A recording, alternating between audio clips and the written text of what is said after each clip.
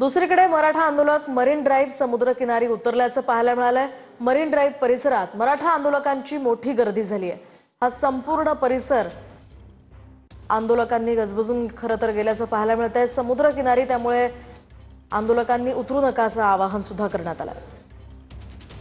मराठा आरक्षणाच्या मुद्द्यावरती मनोज जरांगे पाटील आणि मराठा बांधवांचं आंदोलन मुंबईमध्ये सुरू आहे आणि आज आंदोलनाचा तिसरा दिवस आहे। या ठिकाणी आपण पाहतोय की मुंबईचा हा नेकलेस व्ह्यू आहे मरीन ड्राईव्हचा समुद्र किनारा आणि इथे आपण पाहतोय जे भगवी टोप्या आणि गमछे घेऊन फिरताना मराठा बांधव जे आहेत ते मोठ्या संख्येनं पाहायला मिळत आहेत। काही वेळापूर्वी काही मराठा बांधव हे खाली या कठड्याच्या खाली उतरलेले होते, मात्र त्यांना सुद्धा आता बाजूला काढण्यात आलेलं आहे। फक्त मरीन ड्राईव्हच्या या समुद्र किनारी नाही तर ताज हॉटेल असेल, गेटवे ऑफ इंडिया असेल आणि गिरगाव चौपाटी परिसरात सुद्धा मराठा बांधवांची मोठी गर्दी जी आहे ती सध्या तरी पाहायला मिळते आहे। सरकार या आरक्षणाच्या मुद्द्यावरती कधी तोडगा काढणार, काय सरकारसोबत चर्चा होणार हे पाहणं महत्त्वाचं असणार आहे। मात्र यावेळेला चर्चेची दारं खुली आहेत आणि जोपर्यंत ह्या सगळ्यावरती ठोस असा तोडगा निघत नाही तोपर्यंत आम्ही मुंबई सोडणार नाही अशा पद्धतीचा पवित्रा मनोज जरांगे पाटील आणि सगळ्या मराठा समर्थकांनी घेतलाय। त्यामुळे मुंबईतल्या वेगवेगळ्या भागामध्ये अशाच पद्धतीने मराठा बांधवांची गर्दी ही वाढताना सध्या तरी पाहायला मिळते आहे।